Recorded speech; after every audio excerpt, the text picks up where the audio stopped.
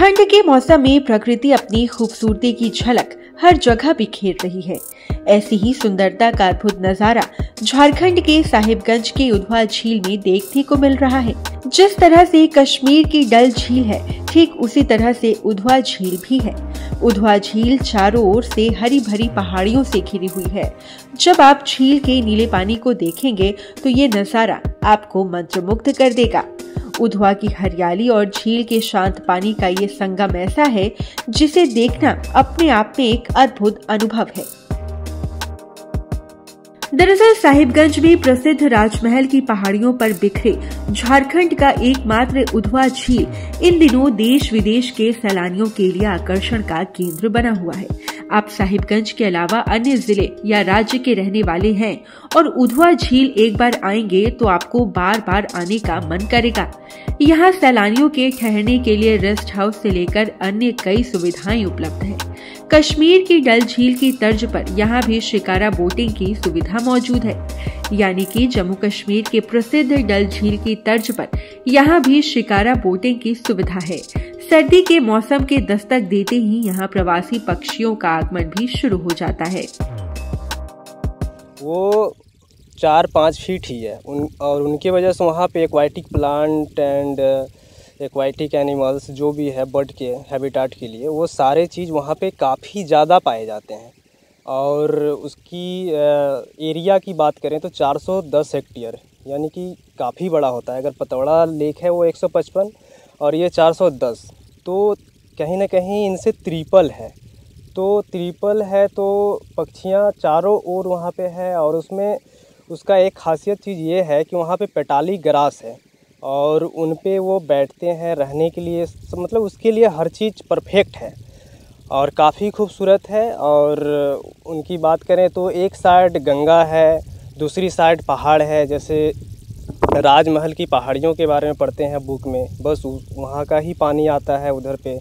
पतौड़ा झील पे वहाँ पे भी वाच टावर है, काफ़ी पहले से था, लेकिन सुतियलपाड़ा ब्रह्मजमालपुर जो है बरहेल, यहाँ पे भी न्यू वाच टावर बना है। यहाँ पे बोटिंग सुविधा है, रहने का सुविधा है, रेस्ट हाउस है और नाविक है, टूरिस्ट गाइड है और उनका आनंद ले सकते हैं। दूरबीन बाइनॉक्स दिया जाएगा, साथ ही साथ गाइड मिलेगा कौन कौन सा पक्षी है, क्या है, सारी चीज़ें। दरअसल 1991 में जब झारखंड बिहार से अलग नहीं हुआ था, राज्य सरकार ने बरहेल झील और पुरुलिया झील को मिलाकर उधवा पक्षी अभयारण्य का दर्जा देकर आसपास के इलाके को प्रतिबंधित क्षेत्र घोषित कर दिया था। केंद्रीय पर्यावरण, वन एवं जलवायु परिवर्तन मंत्रालय ने साल 2019 में एक अधिसूचना जारी कर इस झील को इको सेंसिटिव जोन घोषित कर दिया था। ये दोनों झील कुल 565 हेक्टेयर में फैला हुआ है। इसमें अकेले बरहेल झील 410 हेक्टेयर क्षेत्रफल में है। दोनों 5.65 स्क्वायर किलोमीटर में फैला हुआ झील है। झारखंड का एकमात्र पक्षी आश्रयनी है और यहाँ देखा जाए तो बहुत सारे लोकल बर्ड भी हैं और विदेशों से पक्षियाँ भी आती हैं। क्योंकि विदेश में इस समय साइबेरिया में बहुत ज़्यादा ठंड हो जाता है तो साइबेरियन बर्ड भी आते हैं, हिमालयन बर्ड आते हैं, ऑस्ट्रेलिया से भी बर्ड आते हैं। तो यहाँ देखा जाए तो अभी तक 165 प्रजाति अभी तक गणना में आई है कि बर्ड्स यहाँ पे आते हैं। चूँकि यहाँ पे बहुत तरह का एक्वेटिक प्लांट, उसके बहुत तरह के भोजन मिल जाते हैं। तो पिछला बार हम लोग का जब बर्ड सर्वे हुआ था तो यहाँ पे 56 स्पेसीज उसमें गिना गया था। इस बार भी जनवरी में बर्ड सर्वे होना है तो यहाँ पे बहुत सारा पक्षी का गणना फिर से होगा। और यहाँ देखा जाए तो चूँकि ये वाइल्ड लाइफ सेंचुरी है तो सेंचुरी में ज़्यादा हम लोग छेड़छाड़ नहीं कर सकते हैं और ये एक पर्याप्त उन लोग को भोजन मिल जाता है पक्षियों का, इसलिए यहाँ पे प्रत्येक साल जो है ठंड के समय में विदेशी पक्षियाँ काफ़ी आती है। पर्यटकों के लिए काफ़ी लुभावना समय हो जाता है। लोग यहाँ पे दूर दूर से आते भी हैं, जैसे बंगाल से आते हैं, हमारे झारखंड से, बिहार से और देश के अन्य तरह से भी साइंटिस्ट रिसर्च करने के लिए भी यहाँ पे आते हैं और धीरे धीरे इसका महत्ता आज के डेट में बढ़ते जा रहा है। उधवा पक्षी अभयारण्य के पक्षी गणना रिपोर्ट के मुताबिक उधवा पक्षी अभयारण्य में 2020 में देशी विदेशी मिलाकर कुल 40 से 42 प्रजाति के प्रवासी पक्षी यहाँ आए थे। यहाँ तिब्बत, चीन, साइबेरिया, मंगोलिया, रूस, मांचूरिया, दक्षिण अफ्रीका समेत फ्रांस, अन्य देशों से प्रवासी पक्षी पहुँचते हैं। 2-3 साल पहले ही इसे साहिबगंज वन प्रमंडल को सौंपने से उधवा पक्षी अभयारण्य की स्थिति में काफी सुधार हुआ है। प्रश्न है, देखिए इसका तो उतना डेवलपमेंट इसलिए नहीं हो पाया कि ये लगभग 3 साल से ये साहिबगंज वन प्रमंडल के अधीन अंतर्गत आ रहा है।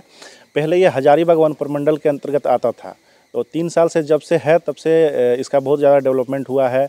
पतोड़ा झील के चारों ओर कच्ची सड़क बन गई ताकि लोग उसके पास जाए घूमे। यहाँ पे दूरबीन का व्यवस्था है, दूरबीन से भी देखे। और आपका यहाँ पे ब्रह्मजमालपुर झील को जाने के लिए वहाँ पे वॉच टावर का निर्माण किया गया है। और इस बार वन प्रमंडल पदाधिकारी के द्वारा बहुत सारी योजना को यहाँ पे लाया गया है ताकि यहाँ पे लोग जितने भी आएँ उसको सब तरह का सुविधा मिले। यहाँ पे कैफेटेरिया का भी उद्घाटन होना है ताकि लोग को यहाँ पे भोजन का व्यवस्था मिल जाए और यहाँ पे रहें। वन कुटीर में रूम मिल जाता है, गेस्ट हाउस मिल जाता है। सुबह सुबह यहाँ से गुजरने वाले लोग इस नज़ारे को अपने कैमरे में कैद करने पर मजबूर हो जाते हैं। यहाँ आने वाले सैलानियों का कहना है कि वो उधवा झील के मनोरम दृश्य को देखकर सेल्फी लेने से खुद को रोक नहीं पाते। स्थानीय लोगों का कहना है कि अगर सरकार यहाँ थोड़ी और साफ सफाई और सुविधाओं का ध्यान रखे, जैसे बोटिंग की सुविधा, पर्यावरण की देखभाल, तो उधवा झील एक बड़ा पर्यटन स्थल बन सकता है। झारखंड की ये खूबसूरत झील पर्यटकों को अपनी ओर आकर्षित करने में सक्षम है। अगर आप इस अद्भुत दृश्य का आनंद लेना चाहते हैं तो इस सर्दी में उधवा झील जरूर आएं। 99 न्यूज के लिए साहिबगंज से संवाददाता गोविंद ठाकुर की रिपोर्ट।